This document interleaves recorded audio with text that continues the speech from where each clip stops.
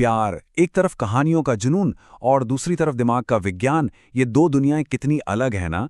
आज हम इसी सफर पर निकलेंगे, ये देखने के लिए कि हम प्यार को महसूस कैसे करते हैं और उसे समझने की कोशिश कैसे करते हैं। देखिए, हमारी स्क्रीन पर दो अलग अलग दुनियाएं हैं। एक तरफ है रोमांस की वो किताबें जो हमें जज्बातों के तूफान में ले जाती हैं, और दूसरी तरफ है वो किताबें जो हमें बताती हैं कि उस तूफान के वक्त हमारे दिमाग में असल में चल क्या रहा है। एक हमें महसूस करने के लिए उकसाती है, तो दूसरी हमें समझाने की कोशिश करती है। तो चलिए पहले उस दुनिया में गोता लगाते हैं जो हमें सबसे ज्यादा खींचती है, फिक्शन की दुनिया, जहां प्यार, जैसा कि हम सब जानते हैं, सीधा साधा तो बिल्कुल नहीं होता। और इसका सबसे बड़ा, सबसे ताज़ा उदाहरण है एना हुआंग की ये किताब ट्विस्टेड लव। ये सिर्फ एक नॉवल नहीं रही, ये तो एक फिनोमेना बन गई है, सोशल मीडिया पर छाई हुई है। इसने मॉडर्न रोमांस का चेहरा ही बदल दिया है, जहां प्यार थोड़ा पेचीदा, थोड़ा गहरा होता है। अब जरा इस लाइन को सुनिए। उसका दिल बर्फ का था, पर उसके लिए वो पूरी दुनिया जला देता। वाह, क्या लाइन है! बस यही एक लाइन इन कहानियों की जान, यानी एंटी हीरो की पूरी शख्सियत को सामने रख देती है।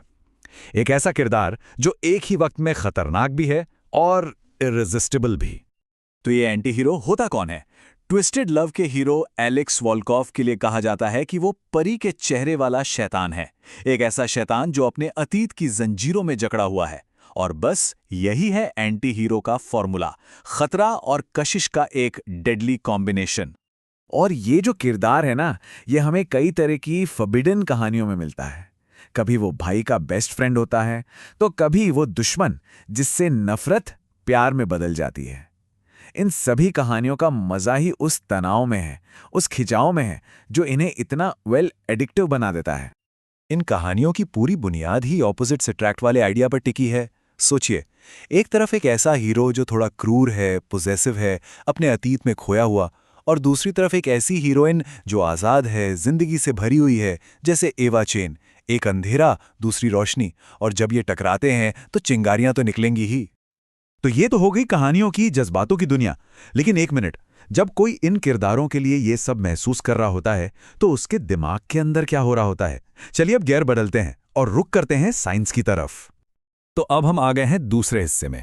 यहां हम देखेंगे कि साइंस और साइकोलॉजी उन सारी फीलिंग्स को कैसे समझाते हैं जिनका जिक्र अभी हमने नॉवेल्स में देखा। ये फैक्ट सुनकर शायद दिमाग घूम जाए। साइंस कहती है कि किसी के प्यार में पड़ने का वो जो पहला नशीला एहसास होता है ना, उसे महसूस करने के लिए हमारे दिमाग के 12 हिस्सों को एक्टिवेट होने में कितना वक्त लगता है? सिर्फ 1 सेकंड का 5वां हिस्सा, मतलब पलक झपकने से भी तेज। बस इतने से वक्त में दिमाग में एक केमिकल कॉकटेल बनना शुरू हो जाता है, जो हमारे सोचने का, महसूस करने का तरीका ही बदल देता है। यही है प्यार का असली साइंटिफिक मैजिक। और देखिए, इस पूरी प्रक्रिया को समझने के लिए नॉन फिक्शन में 2 बड़े रास्ते हैं। एक रास्ता है बायोलॉजी का, जो दिमाग की केमिस्ट्री को देखता है, और दूसरा है साइकोलॉजी का, जो हमारी अंदर की आवाज या इंट्यूशंस पर फोकस करता है। तो ये दोनों नजरिए प्यार को देखते कैसे हैं? देखिए, बायोलॉजी कहती है कि ये एक नशीला एहसास है, डोपामाइन और ऑक्सीटोसिन जैसे केमिकल्स का खेल। ये सब कुछ दिमाग की वायरिंग है। दूसरी तरफ साइकोलॉजी कहती है कि ये आत्मा की भाषा है, हमारी इनर नोइंग हमें सही इंसान की तरफ खींचती है। तो एक बात कर रहा है ब्रेन केमिस्ट्री की, दूसरा दिल की आवाज की। है ना दिलचस्प? और सच तो यह है कि ये दोनों ही उस एक ही जबरदस्त अनुभव के अलग अलग पहलुओं को समझने की कोशिश कर रहे हैं। तो अब वक्त है इन दोनों दुनियाओं को एक साथ लाने का। एक तरफ फिक्शन का इमोशनल समंदर है, और दूसरी तरफ नॉन फिक्शन के लॉजिकल नक्शे। शायद इस पूरी बातचीत का निचोड़ इस एक लाइन में है कि रोमांस नॉवेल्स हमें जज्बात के एक तूफानी समंदर में छलांग लगाने के लिए उकसाते हैं, जबकि नॉन फिक्शन किताबें हमें उसी समंदर में रास्ता दिखाने वाले नक्शे देती हैं। एक हमें लहरों को महसूस करने का मौका देता है, दूसरा हमें समझाता है कि ये लहरें उठी क्यों। एक तजुर्बा है तो दूसरी उसकी वजह है। और ये सब हमें एक बहुत ही गहरे सवाल पर लाकर छोड़ देता है। आखिर जब हम प्यार के बारे में पढ़ते हैं तो हम ढूंढ क्या रहे होते हैं?